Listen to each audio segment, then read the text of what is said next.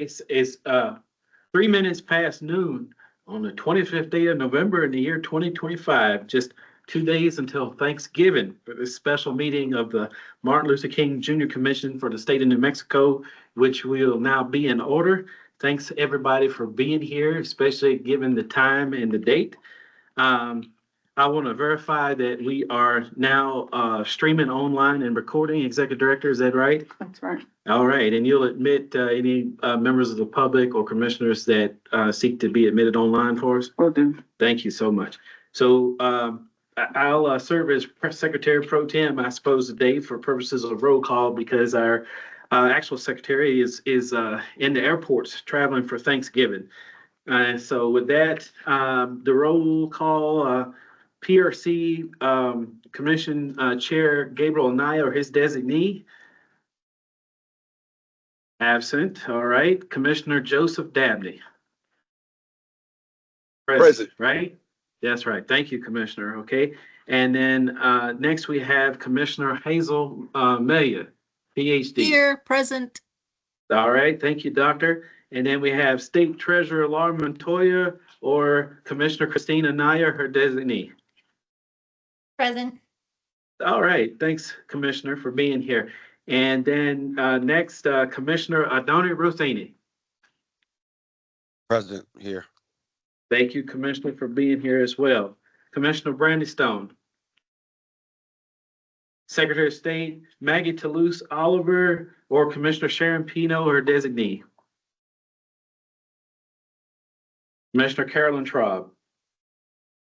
Vice Chair Constance Williams. Present.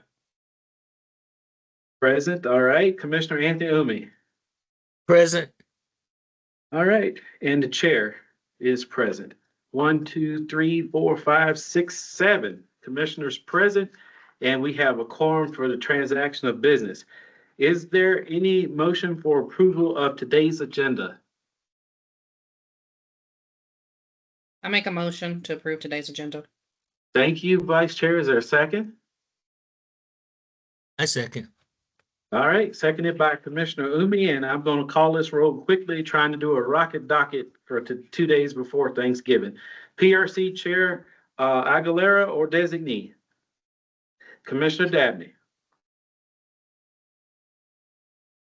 On approval of today's agenda, Commissioner Dabney. Commissioner Melia on approval of today's agenda. Approve. Yes. Okay. Commissioner Naya, approval of today's agenda. Yes. Commissioner Oscar Robinson. Commissioner Rothini, approval of today's agenda. Yes. Commissioner Brandy Stone. Secretary of State Toulouse Oliver or designee. Commissioner Carolyn Traub. Vice Chair Williams. Yes. Commissioner Umi. Yes. And the chair votes yes, so by a vote of 6 in favor and none opposed, the agenda is approved. Now we're on to approval of the minutes of October 22nd. Oh, Commissioner Dabney, I mean, I was also a yes. I had some audio issues. oh, Yes, okay. I'm as well. 7 in favor, with Commissioner Dabney also voting yes. Thank you, Commissioner, for letting us know. Sorry about the audio issues. Send a message to us and let us know if you have any further audio issues. Otherwise, it's probably a good idea if all commissioners, leave themselves unmuted so that way they can speak up at any time that they might want to. And I'm not sure that was the source of your audio issue, but it's just a suggestion for all the commissioners. And then we'll move on to approval of the minutes. Again, is there any motion? Those minutes have been circulated to all the commissioners. Motion to approve. By the Vice Chair, is there a second? Second. Second from Dr. Melia. And we'll call the roll with PRC Commission Chair Aguilera designee. Commissioner Dabney, approval of the minutes. Disdain. Abstain. All right. And then Dr. Melia, approval of the minutes. Yes. Thank you. Commissioner Anaya, approval of the minutes? Yes. Commissioner Robinson? Commissioner Rothini? Yes. Commissioner Stone? Secretary of State or designee? Commissioner Traub? Vice Chair Williams? Yes. Commissioner Umi? Yes. And I vote yes. With that, we have 6 in favor with 1 abstention. The motion to approve the minutes carries.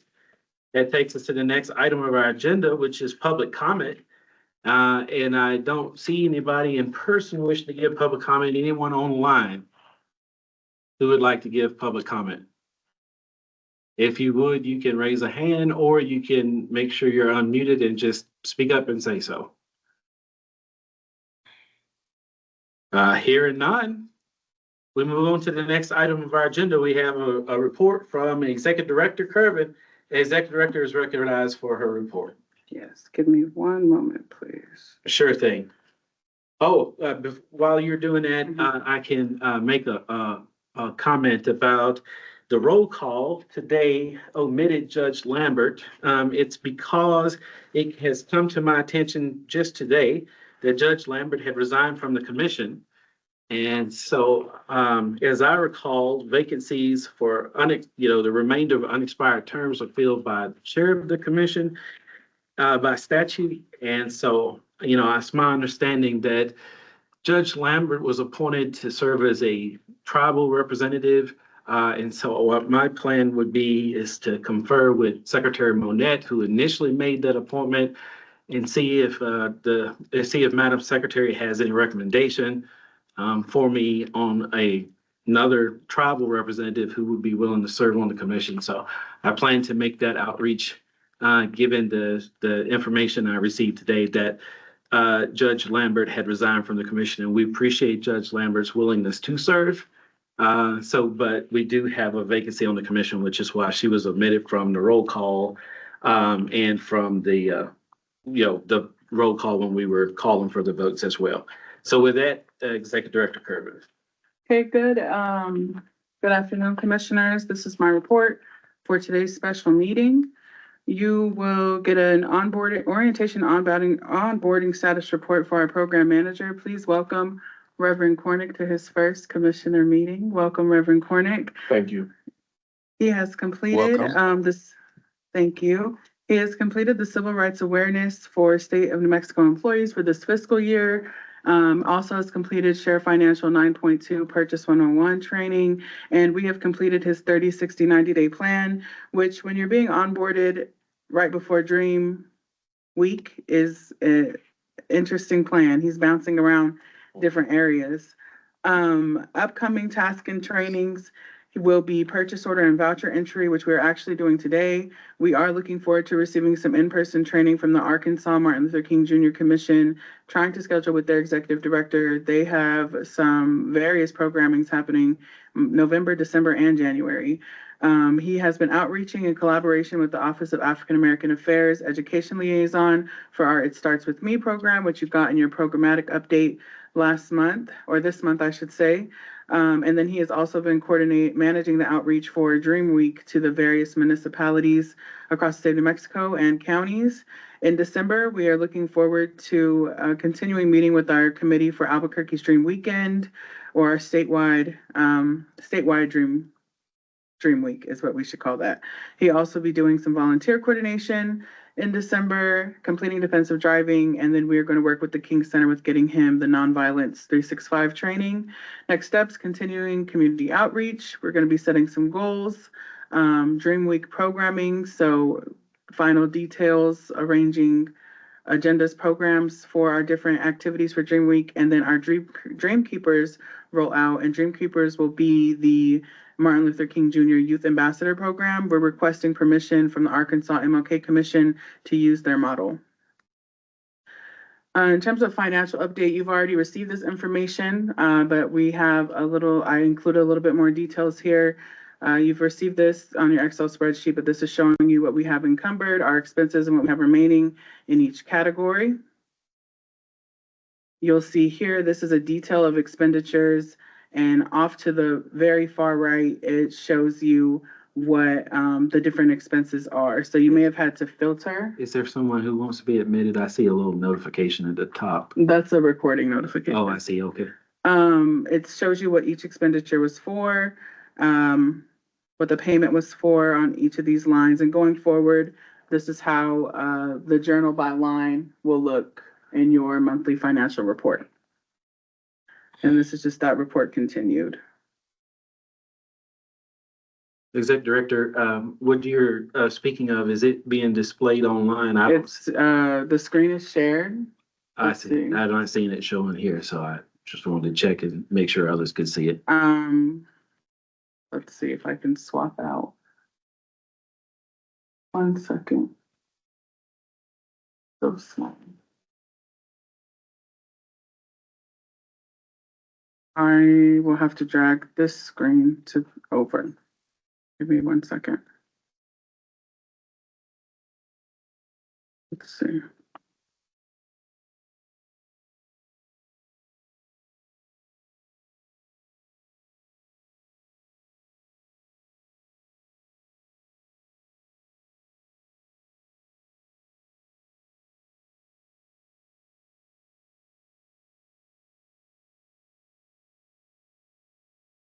All right, so this is all of our encumbrances that we have so far.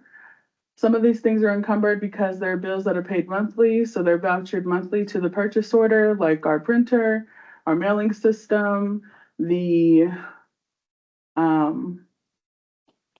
fuel card. Some of these are because we haven't received an invoice, so I haven't received an invoice from the King Center for my nonviolence course.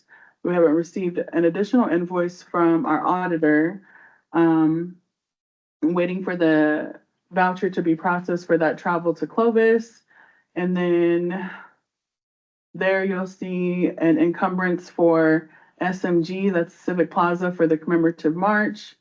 The teach-in, there's an encumbrance there because due to the technical difficulties that were experienced in the civil rights teach-in, I did request that our invoice reflect the services that were rendered and to reflect the quality of services that were rendered. So that decreased the cost of that expenditure. And then we did have to order some office supplies for Reverend Cornick. Things, office wire covers, a chair, and a desk. Audit status. So the audit was submitted and completed on time. I did receive an update on November 22nd from DFA that 2 items need to be addressed on the draft report in regards to balances and a amount that is supposed to be depreciated.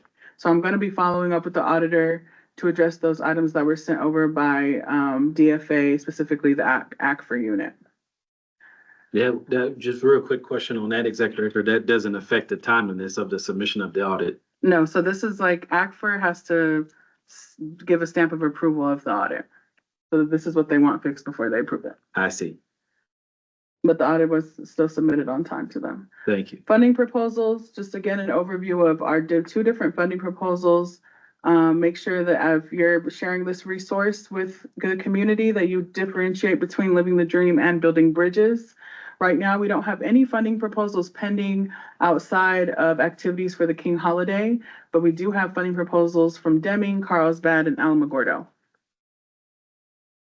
Contracting update. So for records management, I had to send them some additional boxes that are in our storage unit, and it significantly increased the proposal amount. Now, y'all already approved a previous expenditure.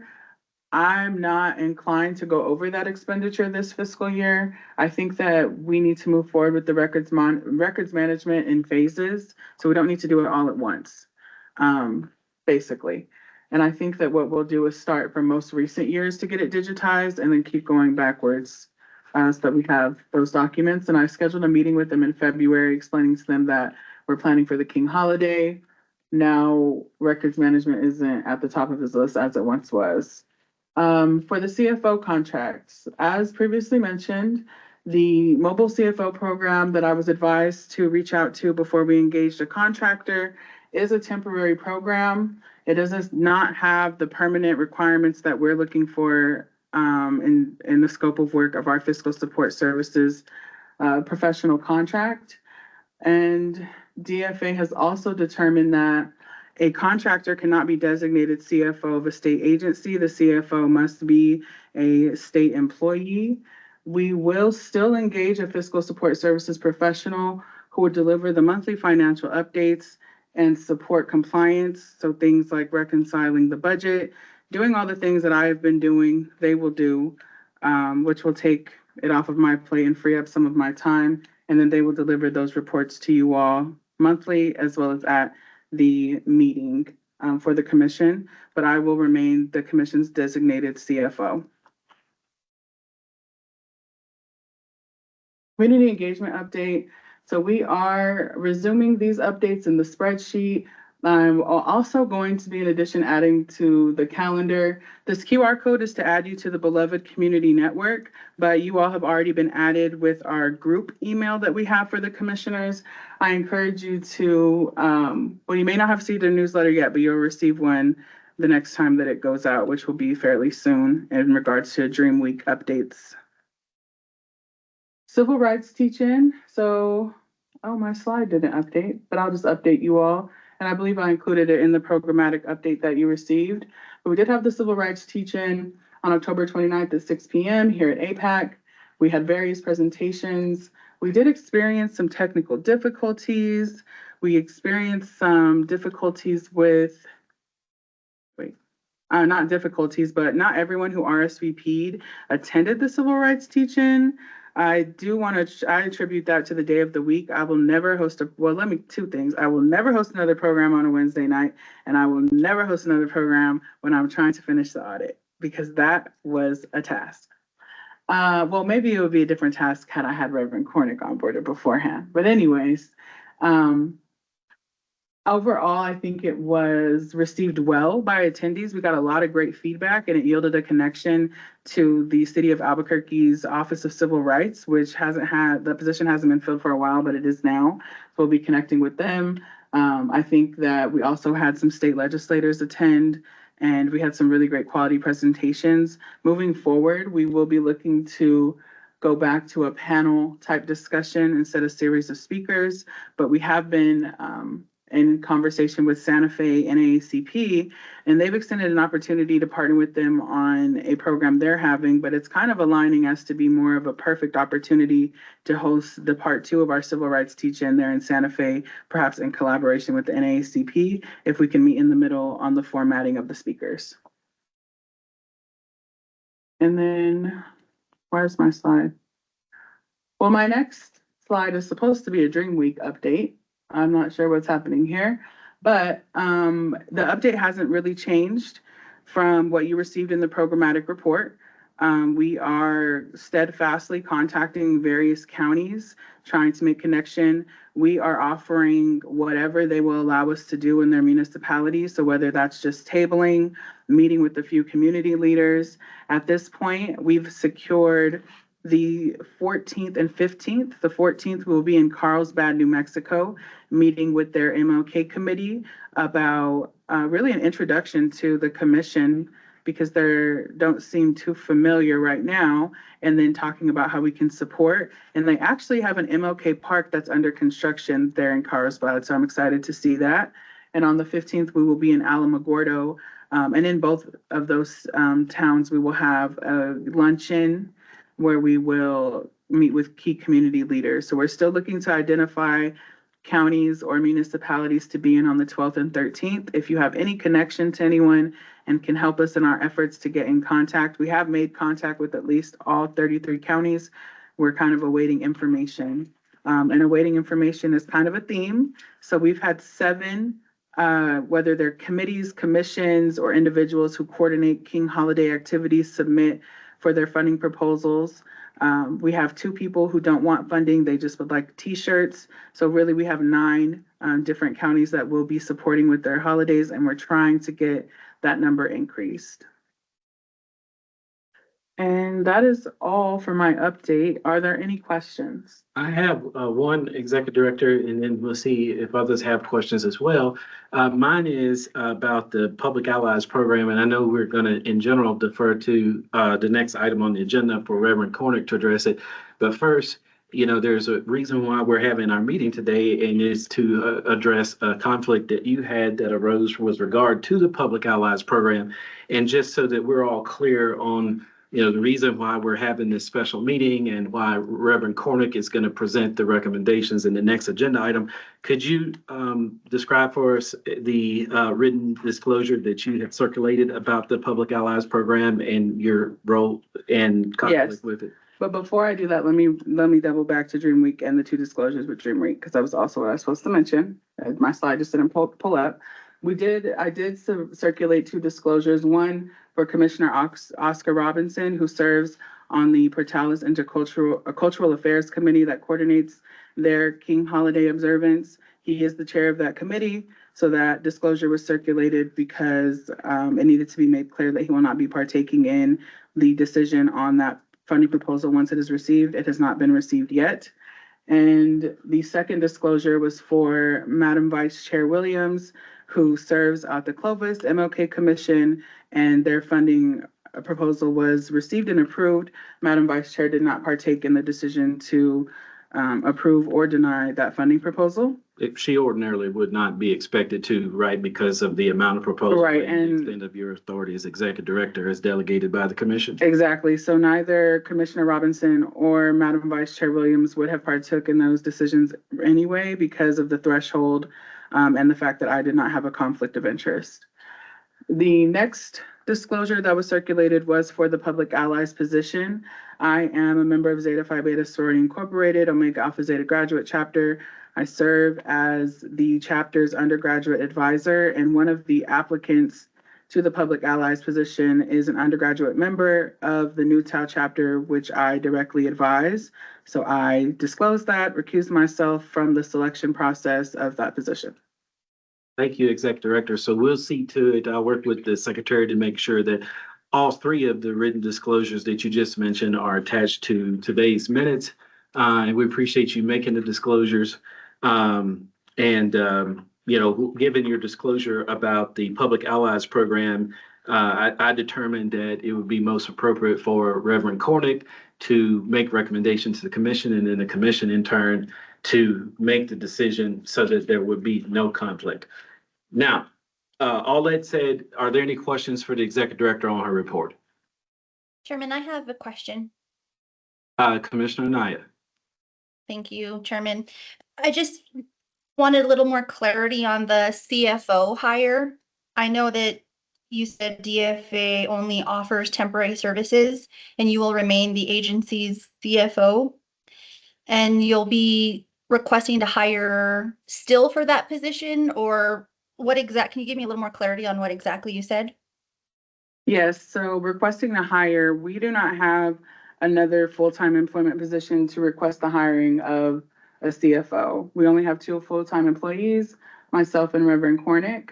What we have is the opportunity to contract someone for budget management or fiscal support services. So I would think, looking ahead, or what has been explained to me is that the legislature at the time prior to my arrival wasn't leaning towards giving the commission another full-time employment position and wanted to see the commission demonstrate an ability to contract individuals, be compliant and successful with those contracts, and then a full-time employment position could be considered. And in the event that that happens, that person could operate as a CFO full-time. Instead, what we have is the fiscal support services contract, which will be someone who has the technical skills to perform budget reconciliation in running, well, they won't be able to run the reports, but looking at the reports, creating the reports for you all to review. Thank you. So essentially, Commissioner, if I can, because I had some involvement with this too. And we actually conferred with our counsel from the Department of Justice on this, right? Because I know that the intention of the commission was to have this contract CFO. And I think it was the intention of the legislature that we have this contract CFO support. Understand that we need that and we asked for it, and that's the appropriation that we got. And so what my understanding is that we can hire a contract CFO, and they can do so much of the work and relieve so much of the burden and produce so much of the reports and reporting to us as commissioners. But DFA will only designate formally and officially someone to be the actual CFO if they're a state employee. And so what that functionally means is that when it comes to submitting things in share and, getting the purchase orders and everything, it has to be an employee. So that has to be the executive director. That is the way that shook out. And I think to quote Mr. Harrington is that it said that the contract CFO can do everything except, push the button and share. So they can really do a lot to support us, to give us the transparency and the accountability that we're seeking, to remove administrative burden from the executive director. But as from DFA's perspective, they want a state employee to be, quote, the CFO for purposes of their share system. Thank you, Chairman. So just to tag off of the 2 FTE approved, did we request an additional FTE in our next budget for fiscal year 27? We did not. So when I presented the legislative budget request that we were going to go for, that you all voted on in, I can't even recall what month that was. I'd have to refer to the meeting minutes. An additional FTE was not discussed or added. Okay. And I didn't, if you wanted some context, I didn't add an FTE due to the conversation had with Chair West about what the legislature wanted to see. All right. Thank you. Thank you, Chairman. Thank you, Director.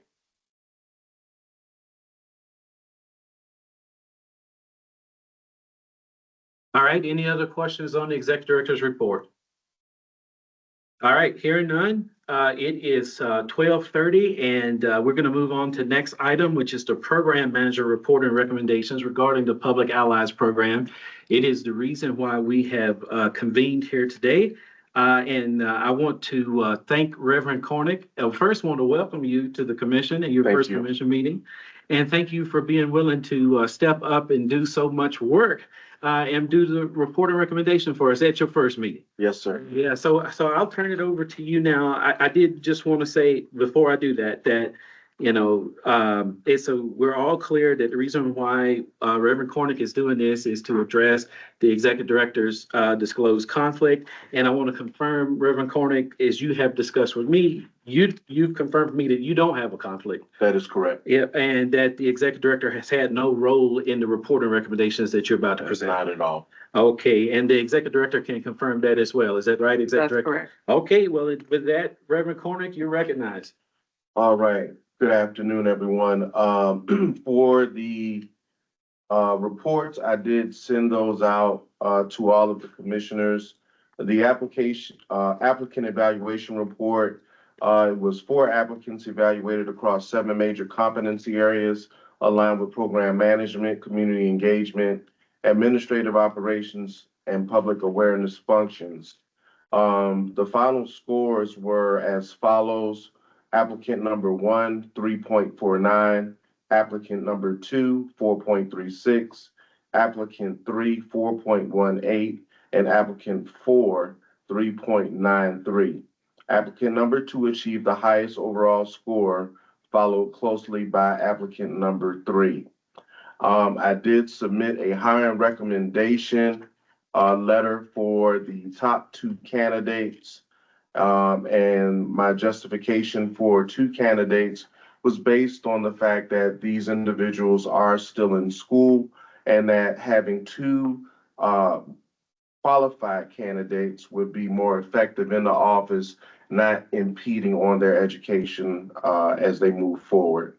So I'm pleased to submit this letter recommending the 2 highest scoring candidates, applicant number 2 and applicant number 3 for hire.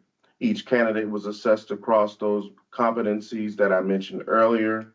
Applicant number 2, their total score was 4.36, highest overall performance.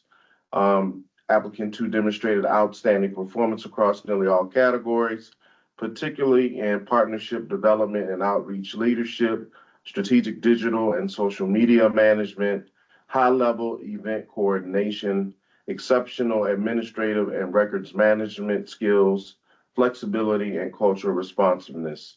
Applicant number 2 consistently performed at a leadership or high proficiency level, indicating strong readiness for immediate responsibility and programmatic leadership. Applicant number 3, their total score was 4.18.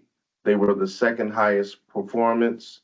And applicant number 3 displayed exceptional competency, especially in board partner and stakeholder communication, cultural competency and community engagement, volunteer recruitment and program support, scheduling, coordination, and records management. And then there was professional adaptability.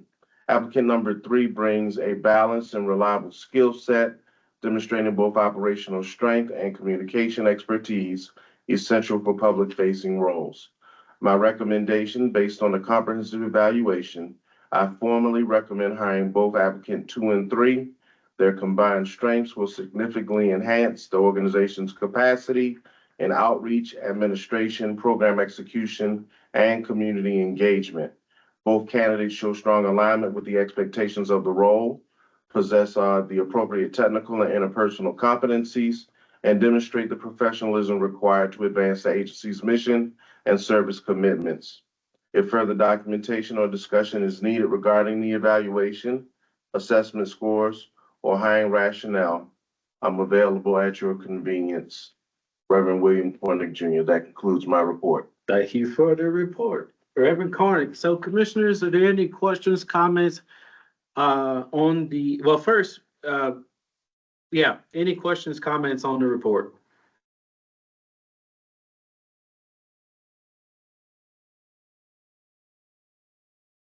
Hi, Vice Chair Williams.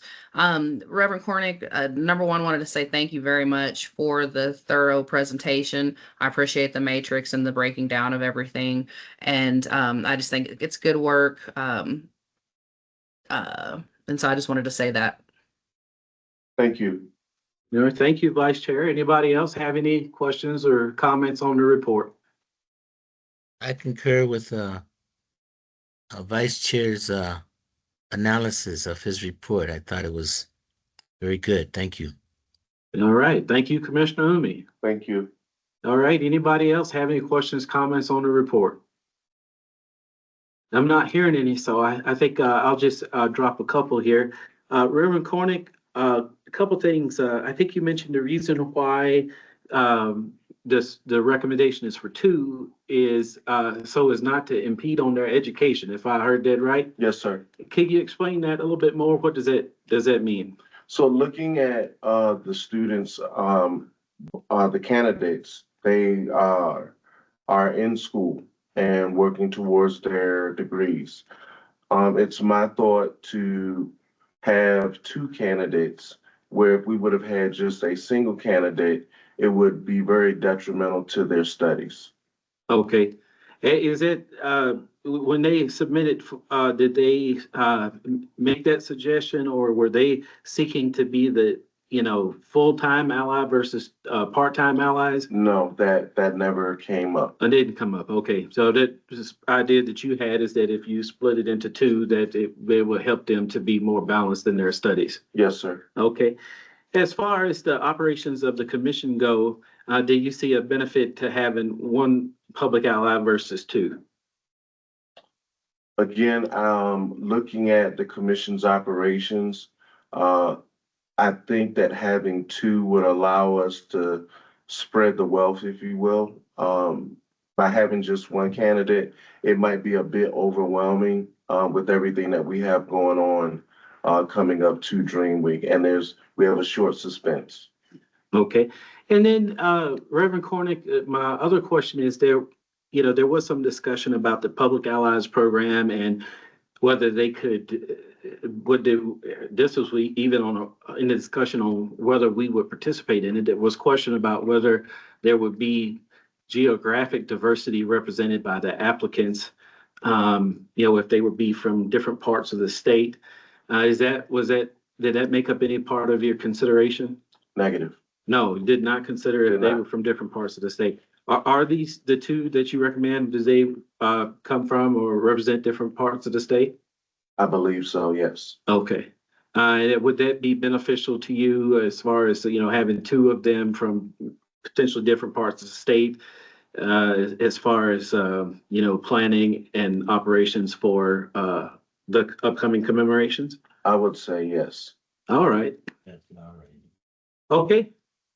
Well, with that, if there are no other questions or comments on the report, I think we can move on to item 9, which is the action item, selection of the public ally or allies.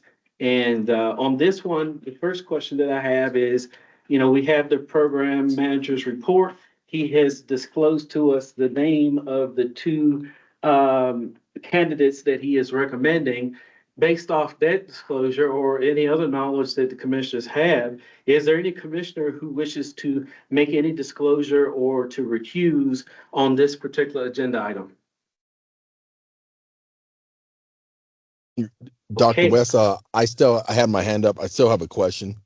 Oh, I'm sorry, Commissioner. I didn't see your hand, but you're recognized. Okay. So proceed, please. Thank you. I had a lot of the same questions you had. I want to make sure that when we're offering these two individuals, these two candidates, a position, that they signed up for a part-time position. Even though they're students, they may be looking for full-time employment. And what do we do if we're in a situation where one accepts and one doesn't accept, right? I think when we make the offer, we need to make it clear that we are offering it at a part-time position. Just don't want to put us into a situation where we have one and we're trying to backfill the other now. Yeah, that makes sense, Commissioner Dabney. And, I could, if their expectation was that they were hoping to be the full-time and not a part-time, and part-time doesn't work for their schedule, it's possible that if we offer them a part-time and in their minds that they were seeking full-time, they might decline. And that might leave us with only one part-time ally. Reverend Cornick, what are your thoughts about that possibility? I think that if the candidates desire to be full-time, then I would welcome that. Again, I was just looking at it from the consideration of their schedules academically. Beyond that, if they choose to want to be a full-time employee with the commission, that's fine.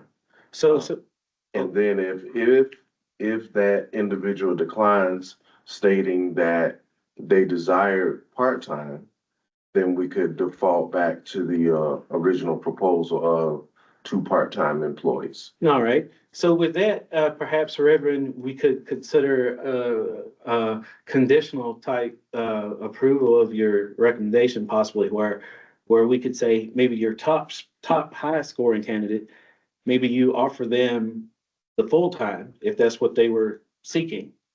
And if they accept it, then that's our full-time public ally. And if they say no, they prefer to be part-time, then you could offer it to the two as part-time. Yes, sir. Commissioner Dabney, does that help with the concern that you had suggested? Yes, it certainly does help resolve it. I'm not sure if you want to start with part-time and then ask them, and if they really were looking for full-time, then you extend it. I do think there's some benefits to having some redundancy in the role. Obviously, when you have a pair and you don't have 3 people, you don't have someone to break the ties if they don't see eye to eye. So, there's logistics and there's going to be issues that arise, but there are strengths that rise out of having 2 people versus 1 as well. I just want to make sure that we've fully thought it out. But I would support that decision. I think that's a great path to go down. I was once a student who also worked full time. So when I applied for my position, I knew I was taking on a full time position and had to do my student duties as well. I'm not sure what their mindset is, but I assume if they were applying for a full time position and they're a student, they knew the time commitment they were making. Right. That makes sense, Commissioner. It's a really good point. And, we didn't want to make an assumption about what they can do, and certainly should, ask them what they're seeking. And so it may make sense to ask a top, high scoring candidate or whoever it is that the commission decides, based off the materials that have been submitted. We might want to offer a person, potentially the full time if that's what they were seeking. And then based off that answer, we could use that information to decide if we're going to have one full time or two part times.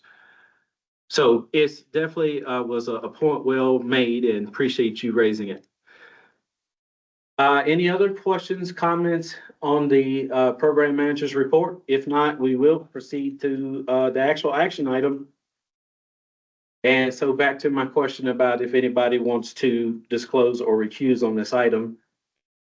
I'm not hearing any, so I don't think we have any on that. So does anybody have any motions or discussion on this action item as far as selection of public allies?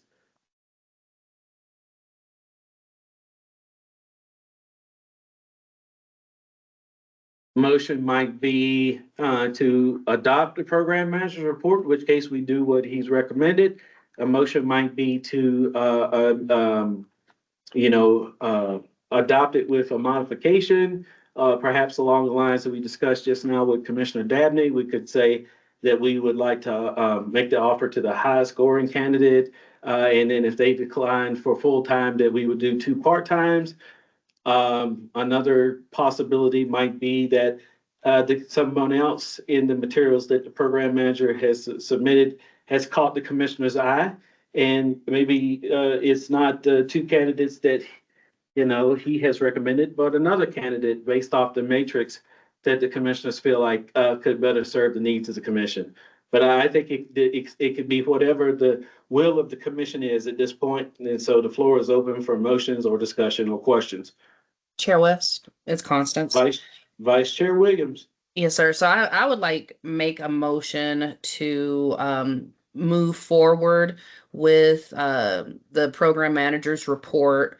And I don't know if we can do this, but essentially give them the discretion to, because, I'm not exactly sure when they interviewed everybody, but, it is completely within the possibilities that one of the top two aren't available now or could be. So I just think we got to leave some discretionary space in there for them to make the decision to offer the positions to the candidates. I personally think that the initial statements with regards to the two part-time are going to be better just because it gives more flexibility to the position. And so that's my personal opinion on it. But I think that I would like to make a motion to move forward with program manager's report and give them the discretion to offer the positions part-time or full to fulfill the allies positions.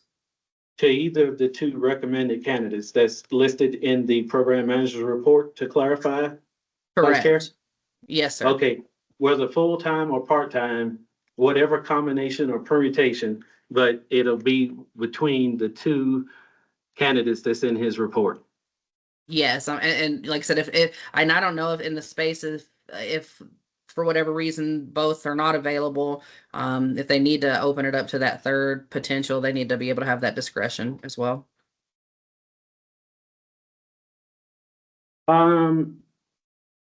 So if you do that, if you do that, Vice Chair, because of the nature of the conflict, I think we're gonna have to start disclosing the names of the other people in the pool. And then I need to ask the commissioners, from the discussion I had with council earlier today, if we dip beyond the recommendations and the disclosed names that are in front of us, then I need the program manager to disclose the other names, and then we need to ask the commissioners if they have any conflict with those names. Yeah, they're Well, in the we go- report. I saw it on No, the, no, yeah, they're, no, well, they're in only, they're in some form. no, Vice Chair, the program manager is affirming that the only two names that have been disclosed are the two names of the folks that he has recommended. All And right, that's my fine. recollection as well. Yeah, I mean, at least in one of the forms, the names were in there because that's how, there's 4 of them. Let me look back at this. I'm not aware of the 4 names. Haven't ever seen all 4 names. Give me just a minute. And was there a way to check references, or was that necessary? Reverend Cornick. Sorry, you're excused, Oh, okay. recused. Yeah. So, no, the candidates were presented to me based off of a selection process through Public Allies. So Okay. all I received was their names, and I scheduled them for a interview with myself. But I was not given any information from the process conducted with Public Ally. Okay, Because thank you. essentially we're going through the program for them, correct? And so they have a duty to provide, Qualified qualified people. candidates. Okay. Correct. I'm thinking of a way to make your plan work, Vice Chair, and maybe it is without disclosure of all the names of the people in the pool. But what we could do is we could um, tell the program manager we'd have to give him the discretion to do this, and we'd authorize him to do it. We'd tell him first, try to make it work with between the 2 that he's recommended. And if for any reason that doesn't work out in a way that, is completely filled, either 1 full-time or 2 part-times, then give him the discretion to choose between the other candidates without the involvement of the executive director, and without an involvement of any of the commissioners. And then he doesn't have a conflict between any of the others, and none of us are involved with it. So that's going to be clean by any measure. I could see that working. Council, that work for you? Yeah, I don't see a problem with, if you're delegating the authority to make the decision, that would be fine. Yeah. So I think based off the report that we received, I think we ought to put in there that, we approve his report to the extent that if he can make it work with the top 2 candidates that he's recommended, that's what he should do. And then failing that, then we give him discretion to try to see what can be done with the others. But the stipulation on that is that he not work with the executive director on that, given her conflict, and that he not work with commissioners because the conflict situation is unknown, because those names haven't been circulated, and so it's his decision to make. And I think I'd be okay with that, and it sounds like council would be okay with that. Is that kind of in line with what you were thinking?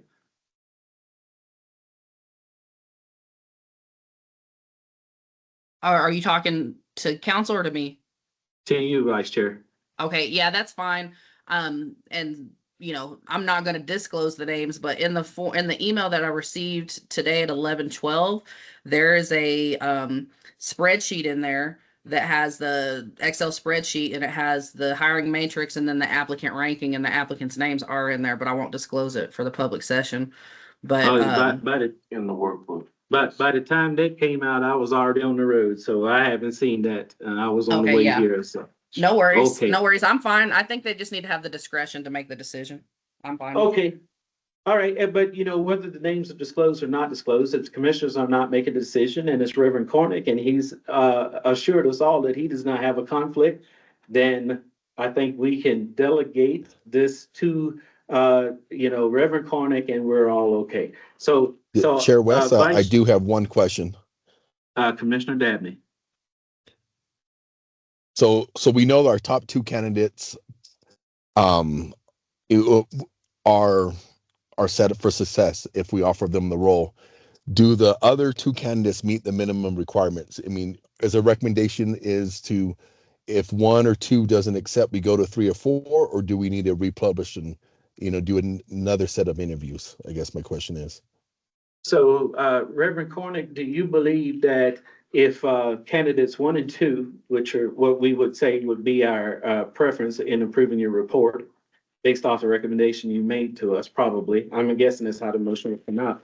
If they were to fall through, if they, okay, if we experience a technical difficulty with the executive director's laptop, we're gonna apologize. She says that is at 5%. I don't know how much time that is, and apparently it's not charging. Do you believe you can find replacements in candidates 3 and 4?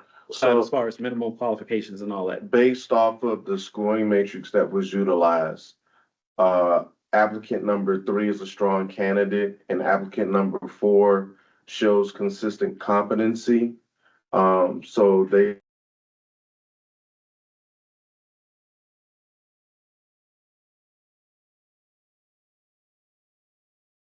It looks like our computer situation fell off. Right. Right. Okay. All right. So, yeah, the first dial wasn't working and the laptop's not working, but thank goodness for cell phones because that is working.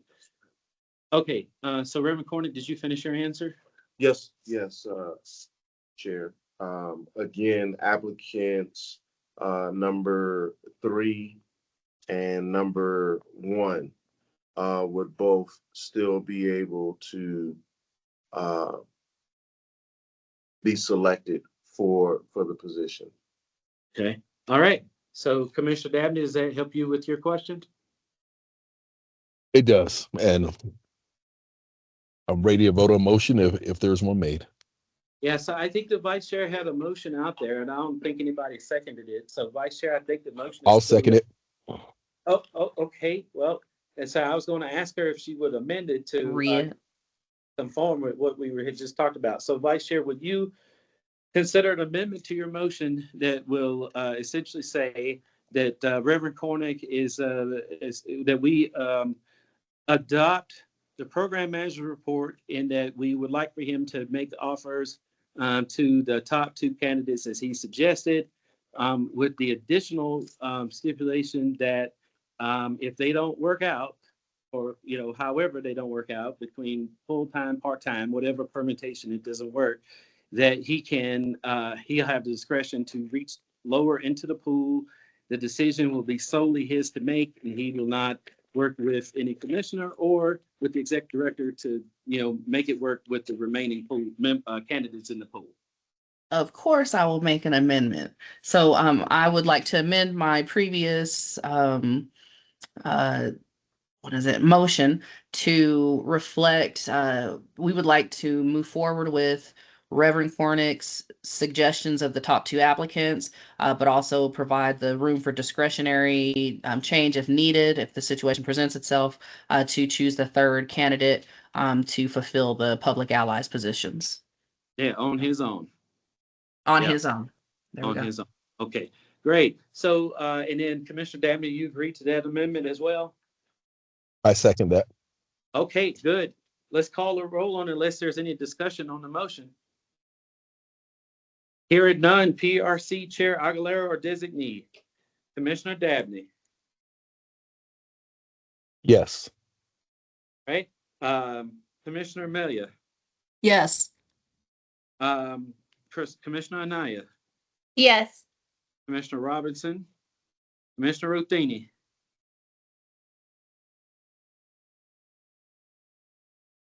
Commissioner Stone. Commissioner, Secretary of State or designee. Commissioner Traub. Vice Chair Williams. Yes. Commissioner Umi. Yes. Chair votes yes. The 6 votes yes. I'm sorry. I was trying to say yes. I apologize. Okay, great. Has 7 votes yes, the motion carries. Thank you, Commissioner Ruthini, for being the 7th vote on that motion.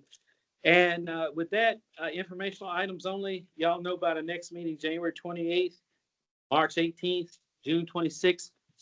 I think this is a moot point for today because I'm the only one that showed up in person, but the 14-day deadline for seeking reimbursements for commissioners, if you had come today in person, would have been December 9th. But keep it in mind for future meetings as a 14-day deadline.